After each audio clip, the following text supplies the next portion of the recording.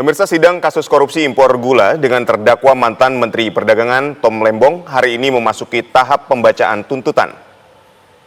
Sidang pembacaan tuntutan jaksa berlangsung di Pengadilan Tindak Pidana Korupsi Jakarta dan baru dimulai pada pukul 14.30 waktu Indonesia Barat.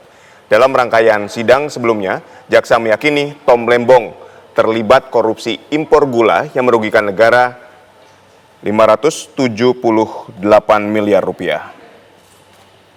Tom Lembong sebagai Menteri Perdagangan saat itu menyetujui impor gula tanpa melalui rapat koordinasi dengan lembaga terkait. Dalam surat dakwaan yang dibacakan pada sidang perdana, jaksa mempersoalkan langkah Tom Lembong yang menunjuk sejumlah koperasi TNI Polri untuk mengendalikan harga gula dan bukannya perusahaan BUMN.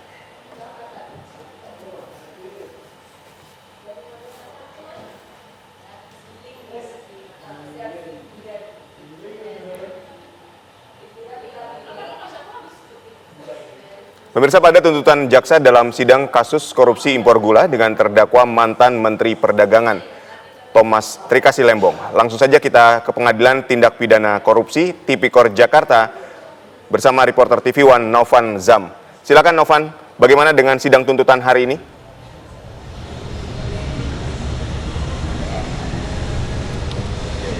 Ya, sidang tuntutan pada hari ini dimulai sejak pukul 14.30 di mana Tom Lembong hadir pada pukul tersebut dan langsung dilaksanakan sidang tuntutan pada hari ini. Dan untuk agenda hari ini akan adanya pembacaan tuntutan dari jaksa penuntut umum terhadap Tom Lembong. Yang ini adalah merupakan kelanjutan dari rangkaian pemeriksaan saksi, barang bukti, dan juga tanggapan terdakwa.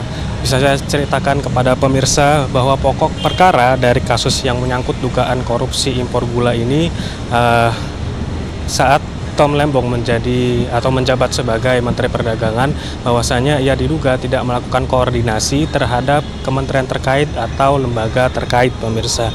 Dan juga jaksa penuntut umum menyebutkan bahwa kebijakan tersebut menyebabkan kerugian sebesar 578 miliar rupiah. Dan ia juga diduga terjadinya pengkondisian kuota impor terhadap pihak-pihak yang juga terkait, pemirsa. Dan memang setelah ini akan ada dilaksanakan pledoi atau pembelaan dari terdakwa dan juga penasihat umum, dan juga ada replik dari jaksa penuntut umum dan juga duplik dari terdakwa, hingga akhirnya ada dilanjutkan dengan agenda putusan majelis hakim. Hingga saat ini pemirsa, Tom Lembong masih meyakini bahwasannya ia tidak bersalah dan juga ia tidak melanggar proses-proses hukum yang ada di negara Indonesia ini, dan juga ia menolak semua tuduhan yang ada terhadap dirinya, pemirsa.